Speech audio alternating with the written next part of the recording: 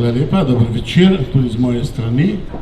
Z Jožetom se poznava, bo rekel, veliko let, če že ne veliko desetletij. In ko mi je pred dobrim letom in pol predlagal, če bi na nek način pristopili zraven temu projektu te knjige, ki v bistvu zaznamuje eno najbolj pomembnih obdobij našega naroda, to je osamosvajanje Slovenije. Sem kot predsednik Slovensko kulturno-gospodarske zveze, to je krovne organizacije Slovencev v Italiji, pristopil, ker mislim, da je Jože z prejšnjimi knjigami dokazal, da je izreden poznavalec teh problematik. Obenem pa knjiga na nek način izraža vstop Slovenije v novo obdobje skozi oči diplomata, ki je preživljal ta čas v Trstu, se pravi med nami, med Slovenci.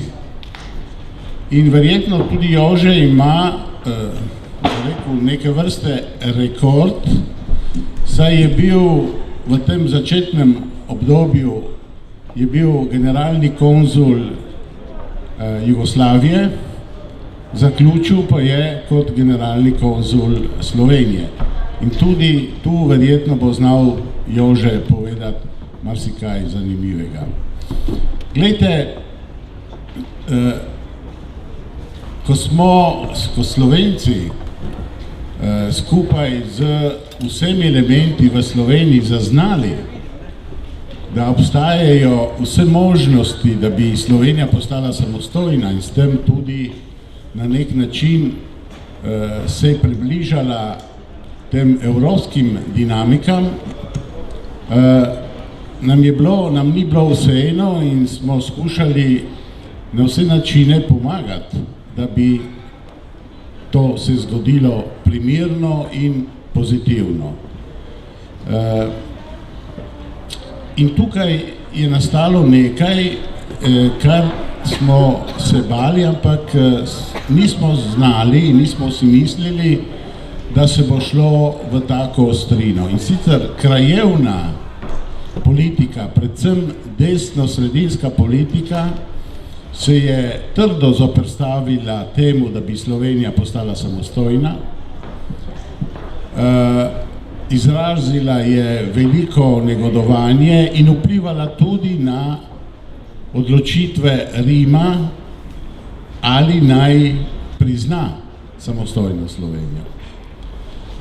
Tukaj so ustvarjali celo serijo strahov, govorili so o slovenizaciji Trsta in drugih krajev, govorili so o nevarnosti meje in zahtevali, da se Italija vrača ponovno v Istro. In to se je dogajalo v času, ko je Jože kot generalni konzul moral seveda tem zadevam streči, nekako bi rekel tudi se pogovarjati z italijansko politiko in na nek način tudi to ustvarjate te stike med Slovenijo in italijansko realnostjo. Na srečo je takrat v Italiji je vladala koalicija, ki sta jo v prvi vrsti sestavljali Krščanska demokracija in Socialistična stranka. In prav te dve stranki na deželni ravni, na ravni Furlanije Julijske krajine, sta bistveno pomagali, da je tudi Rim, da je tudi Italija priznavala Slovenijo kot samostojno državo. Vemo, da takrat so bile velike težave, predvsem s takratnim italijanskim zunanjim ministrom De Michelisem, ki je razlagal, da razkroj Jugoslavije bo ustvaril toliko nemira na Balkanu, Evropi, da bo to bi rekel, da bodo vsi plačali ta davek in zato je nasprotoval temu koraku Republike Slovenije. Po drugi strani pa smo tudi Slovenci ali zamejci imeli, bi rekel, v začetku različne pristope do tega vprašanja. Moram reči, da smo potem dokaj složno vsi skupaj delovali v interesu, bi rekel, osamosvajanja Slovenije, v interesu dobrososedskih odnosov in na nek način tudi pomagali slovenski politiki, da je v kontaktih z Italijo ustvarila tiste pogoje, zato da ni prišlo tu do kakšnih nemirov ali do kakšnih, bi rekel, čudnih zadev. Kajti ta meja zgodovinsko vsi poznate, je bila vedno dokaj nemirna in tudi dokaj nevarna meja, če gledamo na zgodovino. In to petletno obdobje na nek način Jože nekako opisuje v tej knjigi, ki ni ena sama, bi rekel, eno samo pisanje, ampak je sestavljena iz raznih flešev, trenutkov in tudi vsebin. Tako da je ta knjiga zanimiva tudi z tega vidika.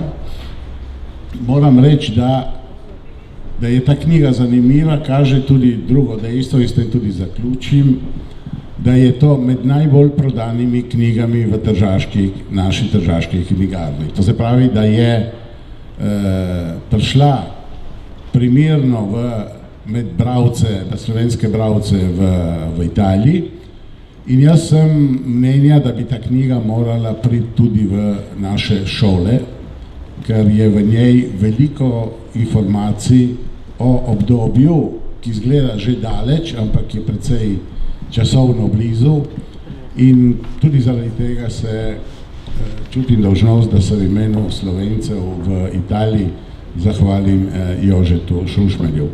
Jože, zdaj pa prepuščam tebi besedo. Rudi, hvala lepa za te uvodne besede, ki si nekako tudi povzel vsebino knjige. Jaz bi začel, zelo težko je izluščiti iz 250-300 strani knjige neke poudarke, ker je za vsega zanimiv, za enega eden poudarek, za enega za drugega drugi, ampak bi začel z letom 1989, ko je Fini. Fini je bil pa predsednik oziroma sekretar, ko rečejo v Italiji, nacionalnega zavezništva, to je stranke, ki je naslednica fašistične stranke v Italiji. Ko je prišel na železniško postajo v Novi Gorici in začel s krampom razbijati tisti podstavek pod mrežo s skupino somišljenikov in zahtevo, da se mora ta meja premakniti, tako kot je padel Berlinski zid, da mora paditi tudi ta meja, takrat je padel Berlinski zid, in se pomakniti na Rapalsko mejo, to je mejo med Jugoslavijo, Kraljevino Jugoslavijo in Italijo, desničarskih strank v Italiji, ne samo njega, da bodo postavljene nove zahteve v odnosu takrat do Jugoslavije in kasneje do Slovenije. In res se je to zgodilo. V tistem času, leto kasneje, 90. je italijanski poslanec iz Trsta vložil v italijanski parlament zakon, da je treba nepremičnino oziroma da je potrebno odkupiti zemljišča oziroma nepremičnine v Istri in da je treba, da italijanska država zagotovi za to denar. To je bilo leta že 90, pred osamosvojitvijo Slovenije. Prvi razkol, bi rekel, med Italijo in Slovenijo, preden je Italija priznala Slovenijo, je zahtevala, da Slovenija podpiše tristransko tristranski sporazum, ki je bil sestavljen v Zagrebu o zaščiti italijanske manjšine v Sloveniji in Hrvaški. Slovenija je takrat pogojevala podpis te zaščite tega sporazuma z hkrati pripravo dvostranskega sporazuma med Italijo in Slovenijo o zaščiti slovenske manjšine v Italiji. Žal, do tega bil je sestanek v Zagrebu, so Italijani obljubili, da bojo to pristopili k temu in da bojo pripravili sporazum oziroma skupen sporazum. Kasneje, v začetku januarja, je prišlo v Gorici do sestanka, na katerem pa so Italijani odklonili, da bi kakršnokoli obvezo sprejeli za sprejem zaščitnega zakona za Slovence v Italiji in so zagrozili, da če ne bo podpisala Slovenija tristranski sporazum, da ne bojo Slovenijo priznali.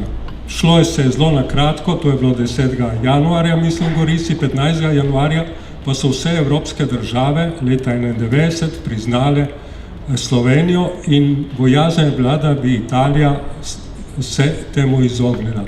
Vendar je potem minister Rupel s posebnim pismom napisal italijanski vladi, da čeprav niso sprejeli formalno tega sporazuma, da se bodo določili tega sporazuma Slovenija držala in da bo zaščitila italijansko manjšino v Sloveniji.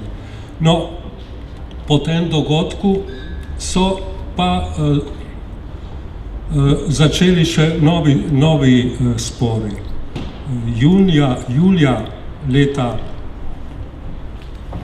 15. januarja leta 1992 je Italija priznala Slovenijo kot vse evropske države. Julija istega leta so v Rimu pripravili sporazum o priznanju 50 mednarodnih sporazumov med bivšo Jugoslavijo oziroma Jugoslavijo in Italijo, v katerih so bili tudi ozinski sporazumi in to je bilo 8. septembra leta 1992 objavljeno v uradnem listu Republike Italije. Med temi priznanimi 50 sporazumi, kot so rekli sukcesijski sporazumi, je bil tudi ozinski sporazum, ki je določil definitivno mejo med Jugoslavijo takratno in Slovenijo. Moram se vrniti nazaj v zgodovino, da grem mogoče bolj postopno skozi to. Kot veste, je po Pariški mirovni pogodbi leta 1947 je bila določena državna meja, vendar ta državna meja je bila določena kot začasna meja. In določeno je bilo tudi, da se ustanovi svobodno tržaško ozemlje, ki je obsegalo ozemlje Trsta, okolico Trsta, na sedanji slovenski strani pa občine Izola, Koper in Piran, na Hrvaški pa še Buje in Novi Grad. To je bilo svobodno tržaško ozemlje, razdeljeno na cono A, katero so upravljali anglo-ameriška vojska, Angleži in Amerikanci, in cono B, ki je bila pod upravo jugoslovanske armade. 54. leta, tudi zaradi tega, ker je Jugoslavija se odvojila od Sovjetske zveze, ker je prekinila odnose z Sovjetsko zvezo in se začela bolj nagibati proti Zahodu. Združene države Amerike so leta 1950-1951 dale, mislim, veliko gospodarsko pomoč Jugoslaviji, bila je skoraj lakota v Jugoslaviji v tistih letih. Pošiljali so, mislim, okrog 300.000 ton žita, poslali so 50 milijonov dolarjev, dali so 50 milijonov kredita dolgoročnega, ogromno je bilo tudi ameriškega orožja, od letal bolj sodobnih in druge oborožitve. Skratka, takrat je Amerika grozila je invazija Sovjetske zveze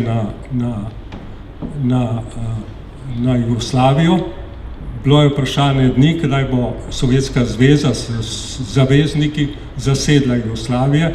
Takrat so bili res dramatični dogodki in ta meja pa na zahodu ni bila utrjena in zato so najprej dosegli z londonskim memorandumom, ko se imenuje, da se svobodno tržaško ozemlje ukine in da se bivša cona B priključi Jugoslavije in bivša cona A s Trsom pa Italiji. Vendar to ni bila dokončna rešitev tega vprašanja, ker je bilo vprašanje, takrat so Italijani trdili in najbrž mednarodno je bilo tudi tako, da je to samo administrativno določeno, da pripada Jugoslaviji. Vendar suverenost Jugoslavije še ni dobila na cono B in niti Italija na cono A. Vprašanje tega ozemlja je bilo še zmeraj na dnevnem redu varnostnega sveta za imenovanje guvernerja svobodno tržaškega ozemlja. Kasneje, ko je Sovjetska zveza, kot veste, 66 ali 68 okupirala Čehoslovaško in je nastala nevarnost, da bo naslednji korak napravila Sovjetska zveza z okupacijo Jugoslavije. Zlasti se je dosti špekuliralo takrat po smrti Tita, da bo nastalo nekako brezvladje v Jugoslaviji in bo to Sovjetska zveza izkoristila, da priključi ali pa da dobi somišljenike v Beogradu, ki bi izvedli državni udar ali kakorkoli in bi se naslonili ponovno na Sovjetsko zvezo. NATO pa je ocenil, da meja med Jugoslavijo in Italijo ni dokončna. Tudi tu je v Pariški mirovni pogodbi je pisalo, da se ta meja lahko premika 500 metrov gor in dol, zato so po nekaterih variantah tudi odmaknili gradnjo Nove Gorice od bližine državne meje, no tudi Tomaž Vuga, ki je tu prisoten, je odlično knjigo napisal, ki jo dobite tu, o Novi Gorici in razvoju Nove Gorice. In NATO je pritiskal na Italijo, da je treba to mejo urediti, ker je to meja NATO. In tako je prišlo tudi do Ozenskih sporazumov, ki so dokončno določili mejo. Ta dokončna določitev meje pa je bila pomembna zlasti zato, ker ob samosvojitvi Slovenije mi smo imeli rešeno državno mejo z Italijo kot dokončno mejo. In za razliko in bi bila ista situacija, če bi takrat teh Ozenskih sporazumov ne bi bilo, kot danes s Hrvaško, ko se prepiramo, ki je ta meja in kako naj bi potekala in se tožimo pred mednarodnimi sodišči. Skratka, ti Ozenski sporazumi so pa hkrati v Trstu dvignili vik in krik v tržaški desnici. Zavedati se moramo, da po letu 47. leta, zlasti po letu 54, je približno 250 Italijanov iz Istre, prosim? 250. Ja, 250 tisoč, kaj se ne pomajte? No, 250 tisoč je Italijanov, to je po ocenah Italije, pribežalo oziroma se umaknilo z Jugoslavije, kar so jo omogočili tudi Pariška mirovna pogodba in tudi londonski memorandum, da so se umaknili v Italijo. In v Trstu je ostalo okrog 50 tisoč. In ko se je osamosvajala Slovenija, so vsi ti začutili možnost, da se lahko dobijo Istro nazaj, da dobijo spet svoje domove, zemljišča, ki so jih pustili, hiše, ki so jih pustili, da se vrne v Istro. Slovenskega dela Izole, Kopra in Pirana se je umaknilo takrat v Italijo 26.200 Italijanov, in ker se moramo zavedati, da Piran, Portorož, Koper, Izola so bile večinsko, ali pa lahko rečemo 80-90% italijanska mesta, Koper malo manj. In vse ti prebivalci so se po vojni umaknili po 54 letu, nekateri še prej, v Italijo in na to na te kraje je Slovenija oziroma Jugoslavija nasolila iz raznih krajev Slovenije, prebivalcev zlasti iz Primorske, z Brd, Trnovske, Banjške planote, Tolminske, celo dosti Štajercev, so se naselili v ta prazen prostor na obali. In ti so večinoma 50 tisoč teh približno je živelo in njihovih potomcev je živelo v Trstu. In seveda ti so zahtevali, da se tista zemljišča, ki so jih pustili, in hiše in premoženje spet vrnejo v njihovo lastnino. In to je izkoristila desničarska stranka Nacionalno zavezništvo, FINI, in je v tem času, v obdobju 92-93, neverjetno veliko zborovanje bilo v Trstu in ti so pritiskali na italijansko vlado, da Slovenije, zlasti ob vstopu Slovenije v Evropsko unijo, ne sme priznati, dokler ne zadovolji teh zahtev, dokler se ne da možnost, da te nepremičnine v Istri ali kupijo ali prodajo, ali kupijo ali pa jih nacionalizirajo. No in prišlo je do več pogajanj, med njimi je znan Oglejski sporazum, ko se je Peterle in Martina, italijanski zunanji minister, dogovorila, vendar potem Slovenija ni tega, Sloveniji izvršni vlada slovenska ni hotela tega verificirati, nastal velik spor tudi, da Slovenija ne drži se besedi, da se ne drži sporazumu, ker ta sporazum Oglejski je Peterle že takrat parafiral oziroma potrdil. No, in ta desnica se je vedno bolj dobivala krila, bi rekel, v Trstu, zmagala je na občinskih volitvah, zmagal je Čehovini svojo listo, ki je sicer po rodu bil iz Čehovinov, tu iz pri Braniku, ampak ni bil nič več Slovenc.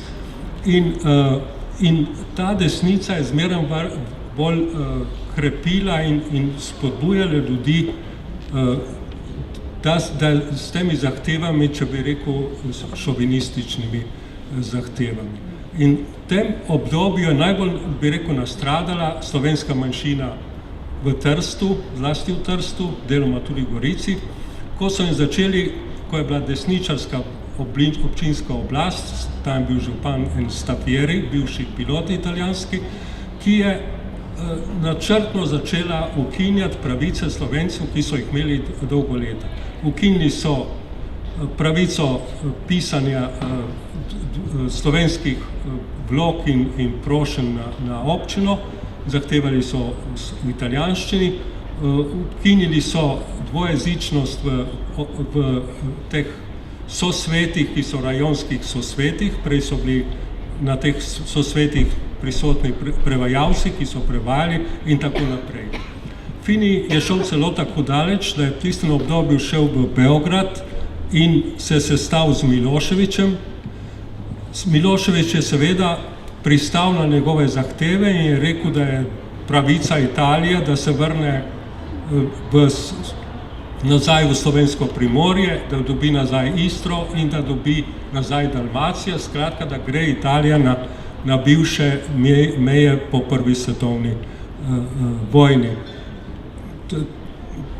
Toliko je bil Milošević nastrojen proti Sloveniji in Hrvaški, da bi vse te ozemlja kar prepustil Italiji z zahtevo, da Italija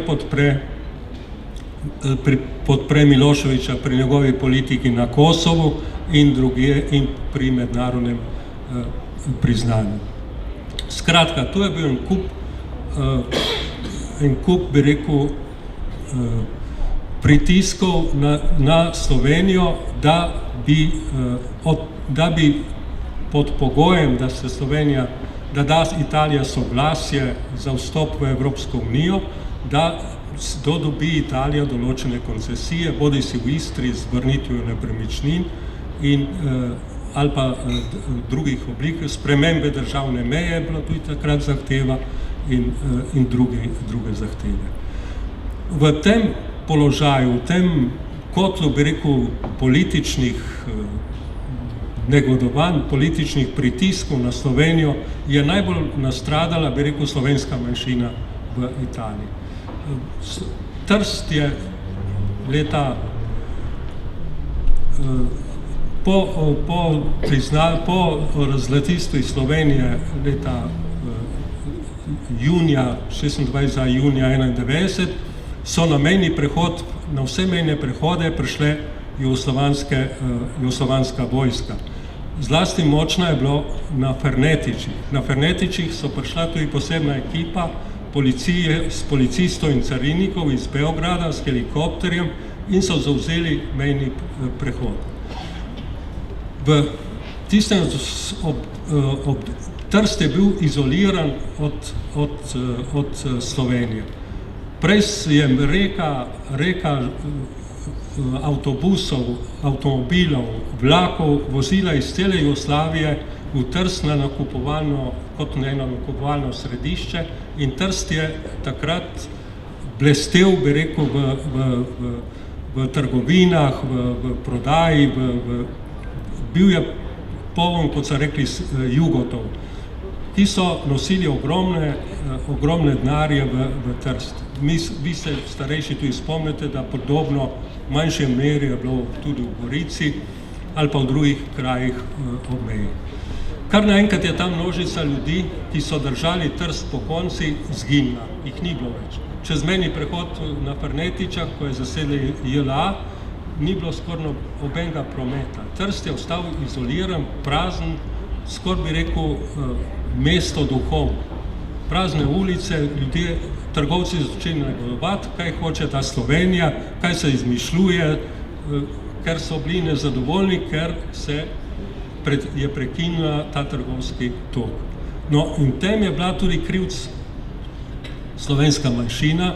Predstavnik slovenske manjšine, danes vas je povedal, on je predsednik SKGZ, to je ena izmed dve krovni organizacij, ki združujete Slovence v Italiji, to je SKGZ, ki je večinska, ki združuje kulturno, športno in tudi podjetja v SKGZ-ju, in druga je Svet slovenskih organizacij, ki je bolj katoliško usmerjena in združuje tudi določen krog, bi rekel, somišljenja. Tako je približno razdeljena ta naša slovenska manjšina v Italiji. No, ta manjšina izdaja tudi SKGZ Primorski dnevnik, ki, moram reči, včasih več piše o Novi Gorici kot Primorske novice, in tudi potem za beneške Slovence Matajur in še katoliški časopis v Benečiji. In Novi glas tudi kot katoliško glasilo v Gorici. No in prav zdaj so obravnave v parlamentu, da bi vse dotacije, ki jih je italijanska vlada dajala tem časopisom, da bi ukinili, kar ogroža tudi obstoj teh časopisov. No, zdaj sem malo zašel. No, slovenska manjšina pa se je odločno postavila, razen prvem začetku, ko niso vedeli, kaj se dogaja s to osamosvojitvijo, se je odločno kasneje postavila na zahtevo po priznanju Slovenije. Veliki zborovanji sta bili na Travniku v Gorici z več tisoč udeleženci, Italijanov in Slovenci, ki so zahtevali z geslom nočemo tanke v Evropi, tankov v Evropi, hočemo samostojno Slovenijo, in isto zborovanje, še več, približno isto velikosti je bilo na Piazzi Unità v Trstu, skratka z enim odločno zahteva, da Italija prizna samostojno Slovenijo. No, toliko sem mogoče zelo na kratko povedal, bi Rudi še kaj ti rekel. No, mislim, to, kar je Jože povedal, drži pa tudi dejstvo, da kot je že izpostavil, da smo takrat doživljali hude čase kot Slovenci v Italiji, predvsem pa na Tržaškem, kajti ob ukinjanju določenih že pridobljenih pravic porabi našega jezika v javnosti so se dogajale tudi druge zadeve, ki so bile hujše in tudi bolj nevarne. In sicer nočni pohodi po naših vaseh mazali so naše spomenike, naše šole, povsod tam, kjer so bili slovenski napisi. In mislim, da se je nekako ponovila tista protislovenska mržnja, na katero smo malo pozabili, ki je bila značilna 50 let, ko našim otrokom, če so govorili slovensko v središču mesta, so kar v lepem številu enostavno starejši pljuvali v usta tem otrokom. To se pravi, da jaz sem letnik, takoj se rodil po vojni, ko sem hodil v šolo, jaz sem iz Gorice, se spomnim, da nam so prepovedali hoditi po glavnih goriških ulicah, iz doma v šolo in iz šole nazaj, ker so nas čakali pač te fašistične skupine, večkrat nas pretepli in tako naprej. Skratka je bilo kar nekaj takih sovražnih trenutkov. In seveda vse to je ustvarilo eno klimo negativnosti, pa vendar mislim, da je v določenem trenutku, ko je Rim še bil v velikem dvomu, če priznati ali ne priznati Slovenije, je tu prevladala ena krajevna politika, predvsem, kot sem prej povedal, krščanske demokracije in socialistične stranke, ki so zelo pragmatično smatrali, da je prav podpreti Slovenijo, podpreti to osamosvojitveno pot. In mislim tu, Jože, da lahko poveš tudi, kako so ti stiki potekali predvsem z predsednikom dežele, z nekaterimi vidnimi predstavniki, ki so potem imeli tudi, bo rekel, to oblast, da so odločili v imenu širšega političnega spektra v Italiji, da smo prišli v nek dokaj miren način, bi rekel, do tega procesa. Kajti, veste, danes gleda, da je bilo v avtomatizmu vse skupaj, da ni bilo normalno vse to. Ni bilo normalno, kajti tako kot se je nabirala in se je približevala jugoslovanska vojska na mejo, tako so prihajali tudi italijanski oklepniki, so se bližali meji in so bili nastrojeni nekaj kilometrov daleč od tega prostora. Skratka, na vse se lahko razmišljali, vsi smo nekako bili v tem. Samo mislim, da je politika v tem primeru tista resna ali pomembna politika odigrala svojo vlogo. Ja, jaz nisem govoril o tem, ampak mislim, da je prav, da sem me opozoril. Je deželna oblast, to je bil predsednik Biazuti, pa Saron in drugi, bila naklonjena osamosvajanju Slovenije in je bila v nasprotju z politiko Rima.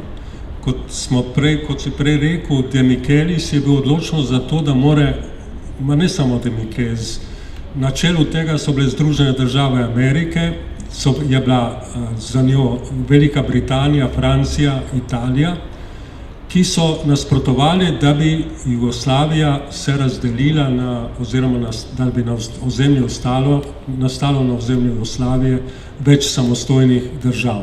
Zagovarjali so stališče enotna in demokratična država Jugoslavija z notranjo ureditvijo, bodisi federacije ali konfederacijo, to jih ni toliko zanimalo, splošno z uvedbo, bi rekel, kapitalističnega sistema, skratka odpravo socialističnega sistema in z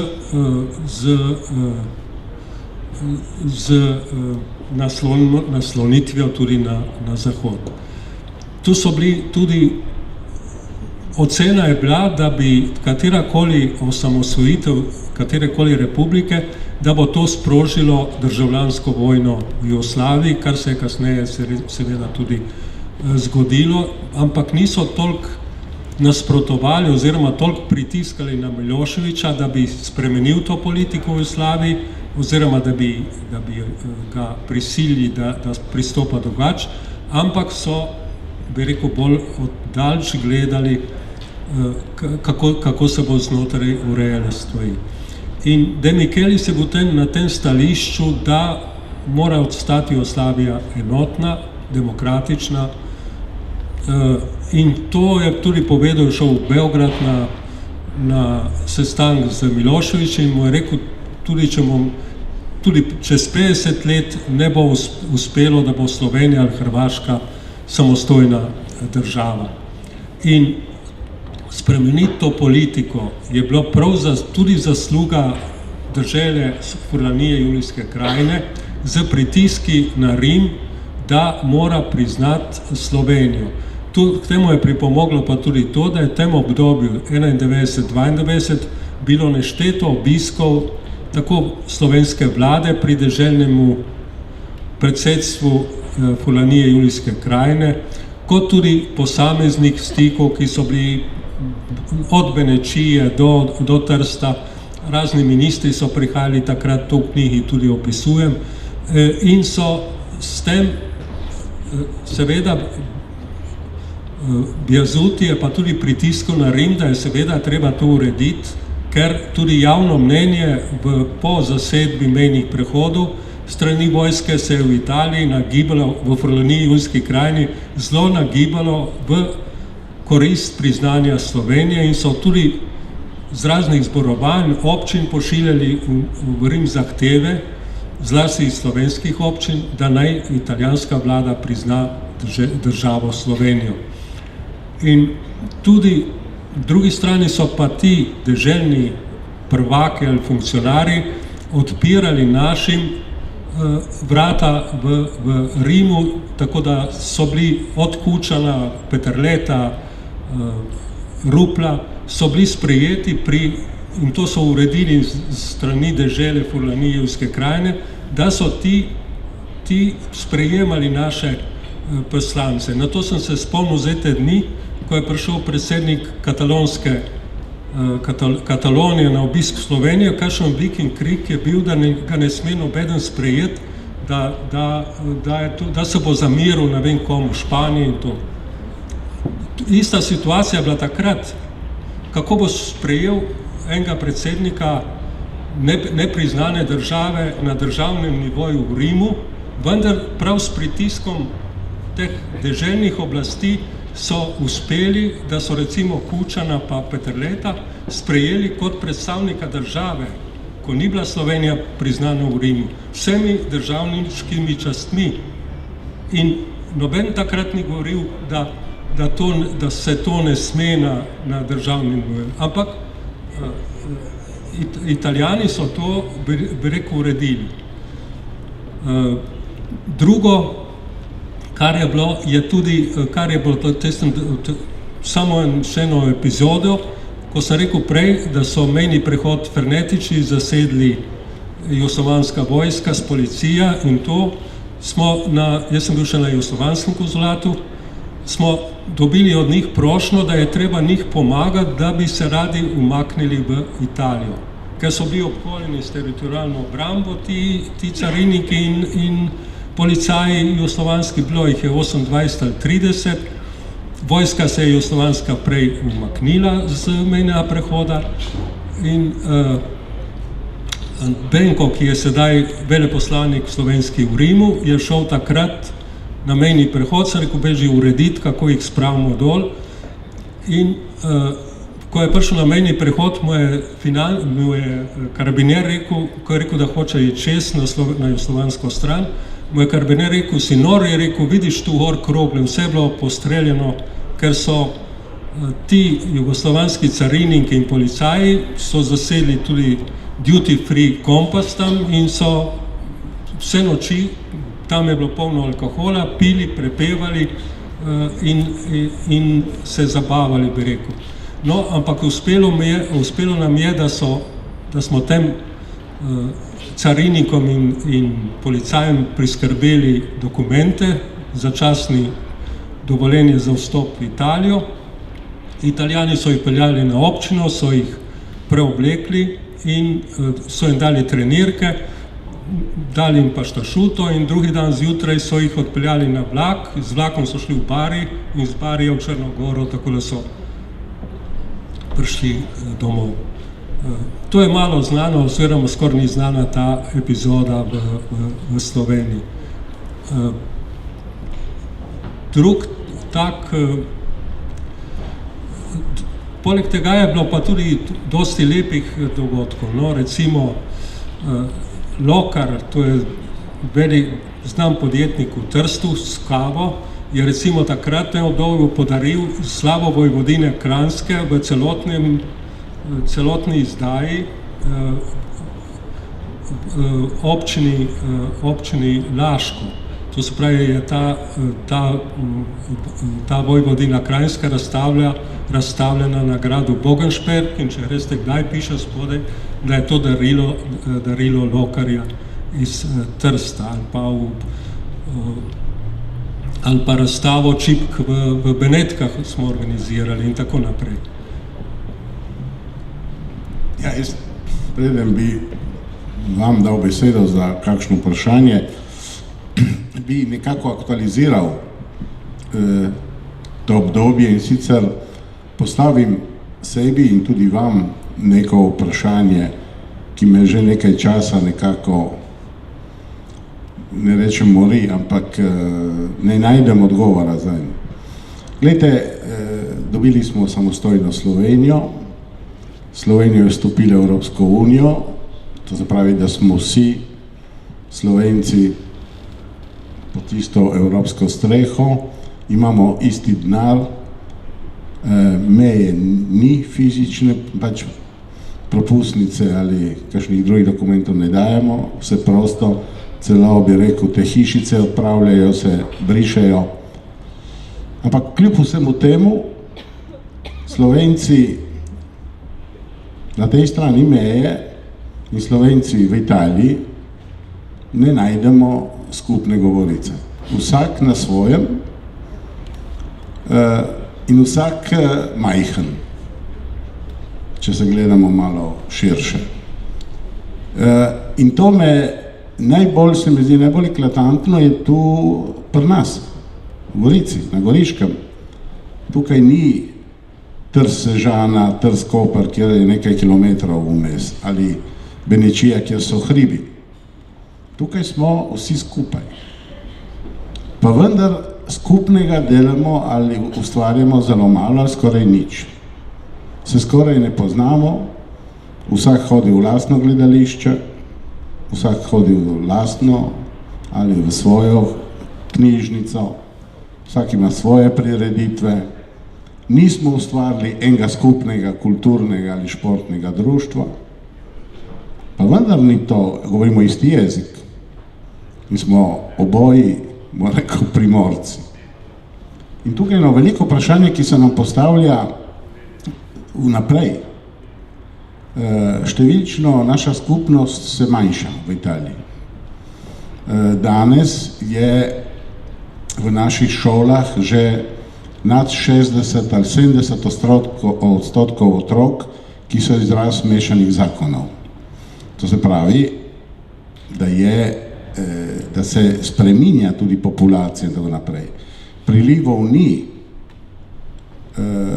Čez 20 let na podlagi strokovnih analiz slovenske skupnosti v Benečiji ne bo več. V Benečiji ne bo več slovenske narodne skupnosti. Bojo nekateri posamezniki.